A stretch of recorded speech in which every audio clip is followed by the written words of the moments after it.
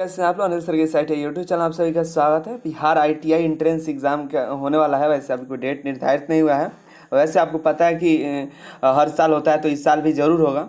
और अभी नहीं फॉर्म भराया है, नहीं अभी एग्ज़ाम का कोई डेट निर्धारित हुआ है। लेकिन आप तैयारी रखिएगा तो एग्ज़ाम कभी भी हो आप अच्छे से एग्ज़ाम दे पाएगा। तो हम प्रिपरेशन करा ही रहे हैं और आप भी अपने से तैयारी करते रहिए। हम आपको सारे PDF अपलोड करते जा रहे हैं। 2020 का मैंने अपलोड कर दिया है, डिस्क्रिप्शन में लिंक मिलेगा, देख लीजिए। ये सीरीज जो चल रहा है 2019 का प्रीवियस पेपर चल रहा है। प्रीवियस पेपर आप देख के आपको अंदाज़ा चल जाएगा कि किस तरह से एग्जाम में प्रश्न पूछे जाएंगे। तो ये 2019 का है। 2020 का सारा क्वेश्चन आपको PDF मिल जाएगा डिस्क्रिप्शन में, देख लीजिए। जैसे कि आपको प्रीवियस पेपर और आपको मिल जाएगा 2020 का मैथ का, साइंस का और जीके का, तीनों आपको 150 क्वेश्चन का PDF मिल जाएगा, जिसमें सॉल्यूशन भी है। और हम 2019 का दो वीडियो ला चुके हैं, उसको भी देख लीजिएगा, डिस्क्रिप्शन में लिंक मिल जाए। आज से हम स्टार्ट करने वाले 121 से, क्वेश्चन नंबर 121 से स्टार्ट करें। और 121 के पहले का क्वेश्चन आपको डिस्क्रिप्शन में मिल जाएगा, उसको देख लीजिएगा। 121 नंबर क्वेश्चन है कि मूर्ति पूजा का आरंभ कब से माना जाता है। तो मूर्ति पूजन का जो कार्य है वो पूर्व आर्य काल से चला जाए। जब आर्य आए थे उसके पहले ही से मूर्ति की पूजा होती है। पुरातात्विक खुदाई हुई थी, जिससे मातृ देवी और पशुपति की मूर्ति मिली थी, जो कि बहुत पुरानी है ये पुरातात्विक। जिसमें तो उससे पता चलता है कि जो मूर्ति की पूजा शुरू हुई है आर्य के भारत आने के पहले ही ये पूजा होती है। वैसे आपको बता दें, ऋग्वेद जो हमारा वेद है, उसमें से ऋग्वेद है, उसमें मूर्ति पूजा का विरोध किया गया है। उसमें कहा गया कि मूर्ति पूजा सही नहीं है। और नेक्स्ट 122 नंबर क्वेश्चन देखते हैं। 122 नंबर क्वेश्चन है, गौतम बुद्ध ने परिनिर्वाण कहाँ प्राप्त किया। तो वर्तमान का कुशीनगर है, पहले इसको पावा कहा जाता था लेकिन अब कुशीनगर है। और अंतिम समय जब माता बुद्ध एक सुनार के घर पे भोजन कर रहे थे, सुनार का नाम था चुंद नाम का सुनार था, उनके घर पर भोजन कर रहे थे। तो महात्मा गौतम बुद्ध के पेट में दर्द उत्पन्न हुआ। उसी समय इन्होंने अपना देह त्याग दिया और इसको परिनिर्वाण या महापरिनिर्वाण के नाम से जाना जाता है। और वो जगह था कुशीनगर। और 123 नंबर क्वेश्चन देखें तो गुरु अर्जुन देव समकालीन थे, यानी कि गुरु अर्जुन देव जो किसके समय के थे। तो गुरु अर्जुन देव जी थे, गुरु अर्जुन देव का जो समय था आपको बता दें 1563 से लेके 1606 तक का इनका समय काल कहलाता है। और ये सिखों के 5वें गुरु थे।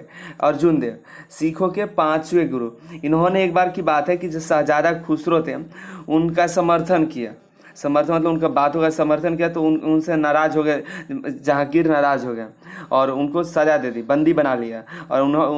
और अर्जुन देव को उन्होंने कहा कि धर्म परिवर्तन करो, अपना जो धर्म है, जहांगीर तो एक मुगल था, तो उसने कहा कि अपना धर्म परिवर्तन करो, नहीं तो तुम्हें मृत्यु दंड मिलेगा।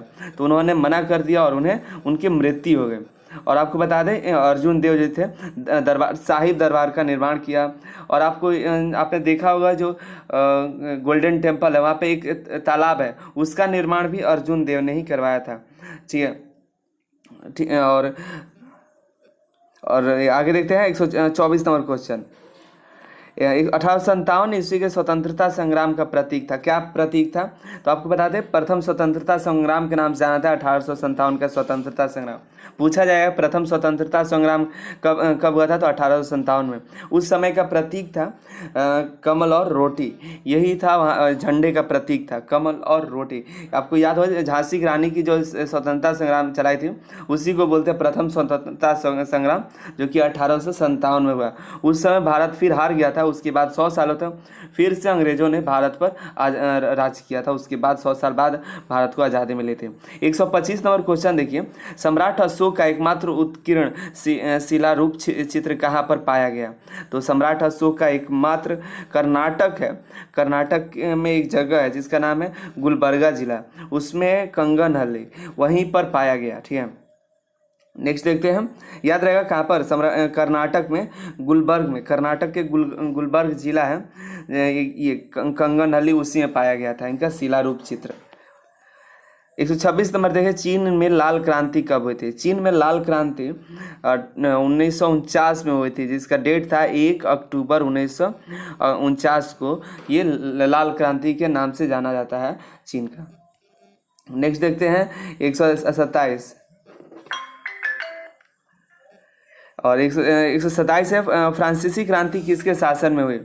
फ्रांसीसी क्रांति ये लुई 16वें के शासन काल में हुई थी, फ्रांसीसी क्रांति।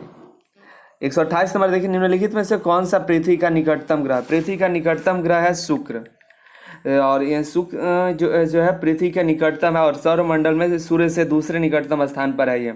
इसको सुबह का तारा और शाम का तारा भी कहते हैं, ठीक है, शुक्र को। 129 नंबर देखिए, पृथ्वी डैश पथ पर सूर्य की परिक्रमा करती है? तो किस पथ पर पृथ्वी की परिक्रमा करती है?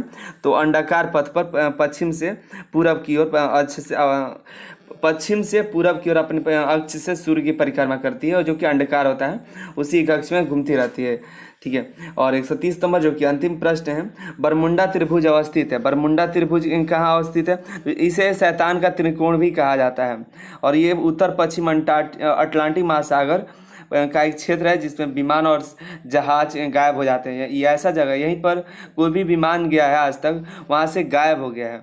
ये उत्तर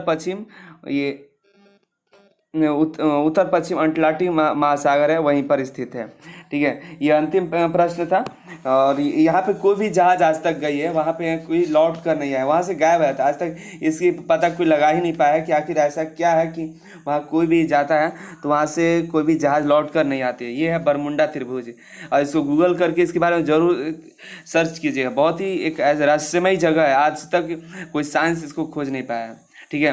तो इसके बाद मिलते हैं अगले क्लास में। तब तक अभी तक पिछला क्लास नहीं देखा है तो देख लीजिए, बहुत ही इंपॉर्टेंट क्लास हो सकती है आपके एग्जाम के लिए, और एग्जाम की प्रिपरेशन करते रहिए।